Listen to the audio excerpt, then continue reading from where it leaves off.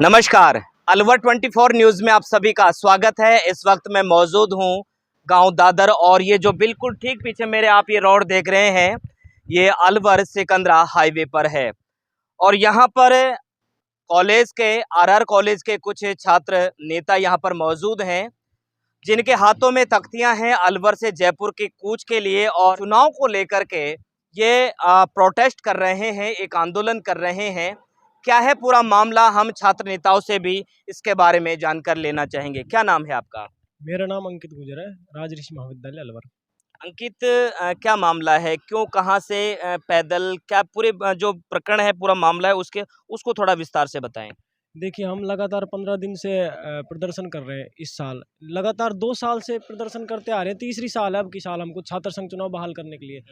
BJP सरकार ने जब जब प्रदर्शन किए, जब जब हमको अरेस्ट करवाया है। और अब हम छात्र संघ चुनाव के प्रदर्शन, परसों ही आपने खबर निकाली थी, वो काली पट्टी बांध के खून से पत्र लिख दिया। खून से पत्र का कोई जवाब नहीं आया अभी तक।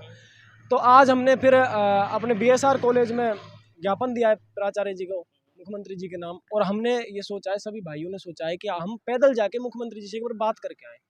पैदल जाएंगे, उनको पता तो चलेगा कि कोई इतना कर रहा है, कुछ खबर तो लगेगी उनको। वो ध्यान ही नहीं दे रहे, इसलिए हम सबने सोचा है। जो अलवर से जयपुर के लिए जो कूच किया जा रहा है, किसके बैनर तले किया जा रहा है? मतलब समझाओ एक बार। कौन से संगठन, कौन से छात्र संगठन के लेकर?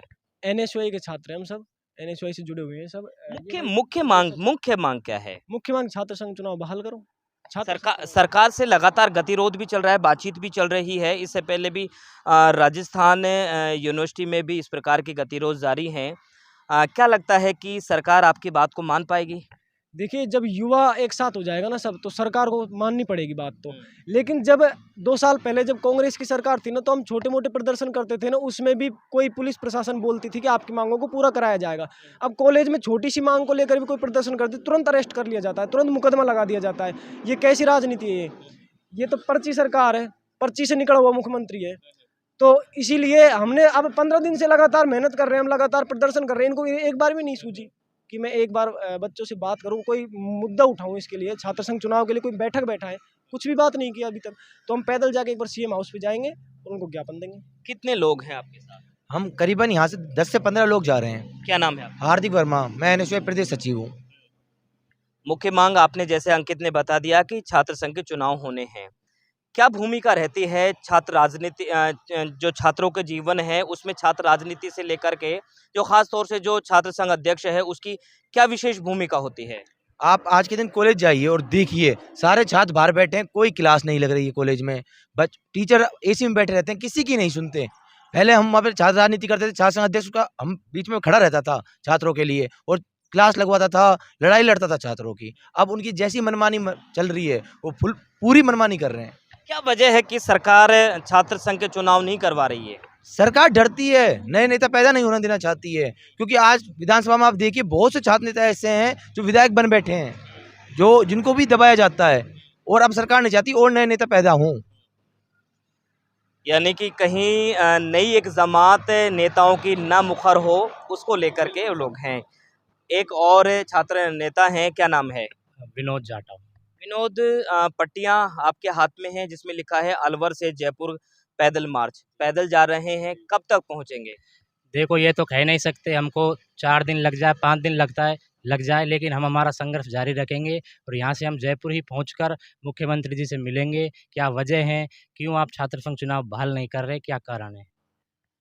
ये तो हो गई आपकी बात। और प्रशासन से भी आप लोगों की बातचीत हुई या प्रशासन के किसी लोगों ने आपसे संपर्क किया? प्रशासन, हमारे पास अभी एक कॉल आया था, तो प्रशासन भी हमको दबाने का काम कर रहा है कि कह रहे हैं कि तुम ऐसे कैसे चले जाओगे इतने लड़के एक साथ। और प्रशासन हमारी आवाज़ को दबाने की कोशिश कर रहा है, हमको जाने से रोकने का प्रयास कर रहा है। छात्रों के लिए क्या बोलना चाहेंगे, जो लोग छात्र राजनीति से जुड़े हुए हैं और अभी न्यू कॉमर्स जो बच्चे हैं, जो फर्स्ट ईयर में जो बच्चे आ रहे हैं, जो अभी इन सारी चीज़ों से बिल्कुल अनभिज्ञ हैं, अननोन है, उनको राजनीति से कोई मतलब नहीं है, ऐसे बच्चों का किस प्रकार से एक फीडबैक आपको मिल रहा है? सर, ये छात्र नेता ये नहीं कि एक पॉलिटिक्स से जुड़ा हुआ ही शब्द है। छात्रों की मदद भी करते हैं हर क्षेत्र में, पढ़ाई से लेकर या बाहरी किसी भी प्रकार की गतिविधि से किसी छात्र की स्कॉलरशिप समस्या को लेकर सारी चीज़ों के साथ, ये नहीं कि राजनीति करना मेन मुद्दा है छात्र राजनेता का, वो छात्रों को सारी चीज़ें सुविधाएं उपलब्ध करवाते हैं। सरकार इस चीज़ पर मतलब छोटे छोटे मुद्दे पे मंत्री विधायक तो आके बैठेंगे नहीं, लीडरशिप चलती है नीचे से, वही सारे मुद्दों को संभालते हैं। कहने का मतलब यह है कि अगर छात्र राजनीति सक्रिय नहीं है, छात्र संघ के चुनाव नहीं होते हैं और अगर कॉलेज में छात्र अध्यक्ष नहीं है, तो जाहिर सी बात है आपके अनुसार छात्रों के जो हित हैं उन पे कुठाराघात होता है, छात्रों के हित हैं वो कहीं ना कहीं दबाए जाते हैं। इसी वजह से छात्र जो राजनीति है वो होनी चाहिए युवाओं के लिए, छात्रों के लिए, जो खास तौर से न्यू कमर्स जो स्टूडेंट हैं उनके लिए क्या बोलना चाहेंगे? मैं अभी जब 2022 में चुनाव हुए थे, छात्र संघ अध्यक्ष बने थे, उस टाइम एक ऐसा वो था संगठन बच्चों का, जिसमें अगर कॉलेज प्रशासन कुछ भी कर रहा है तो कॉलेज प्रशासन को बच्चों की बात माननी पड़ती थी। जब से बीजेपी सरकार आई है, प्रिंसिपल एक फ़ोन करता है कि साहब ऐसे ये हो रहा है प्रदर्शन, तुरंत बच्चों को उठा ले जाती है पुलिस, मुकदमे लगा देती है। दूसरी बात, अवैध वसूली की जाती है कॉलेजों में, 35 रुपये की पर्ची कट रही, ये हो रहा है, वो हो रहा है, 200 रुपये की पर्ची कट रही, ये हो रहा है, किताबें नहीं मिल रही, क्लासें नहीं लग रही।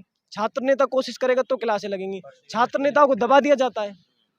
यूनिवर्सिटी की प्रॉब्लम सुनी आपने, व्यवस्था ही नहीं है कुछ, तो ये छात्र राजनीति से तो बढ़ेंगे। अब हम कोशिश करते हैं, हमारे ऊपर मुकदमे लगा दिए जाते हैं, गिरफ्तार करके थाने में पटक दिए जाते हैं। इसी प्रकार का दबाव सरकार का दबाव होता है ना, सरकार का दबाव होता है। पुलिस 1 मिनट में आती है, उठा के ले जाती है, मारती है, पीटती है, वापस 151 छोड़ देती है। कभी राजकार बाधा का मुकदमा लग जाता है, कभी क्या कभी क्या। इससे पहले भी आपने आरआर कॉलेज के सामने एक धरना प्रदर्शन भी किया था जो कई दिन लगातार आपका चला था, वो क्या मामला था?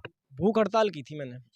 भूख हड़ताल इसलिए की थी कि बच्चों का रिजल्ट जारी किया इन्होंने, और आप एक चीज़ बताइए, बच्चों का रिजल्ट 3 दिन पहले जारी हो रहा है, आधे बच्चे पास, उसके बाद 25% बच्चों को फेल कर दिया जाता है।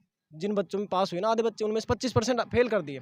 क्यों? रिजल्ट चेंज होता है कभी, जो रिजल्ट साइट पे डल चुका है वो कभी चेंज नहीं होता। उसके बाद हमको सांत्वना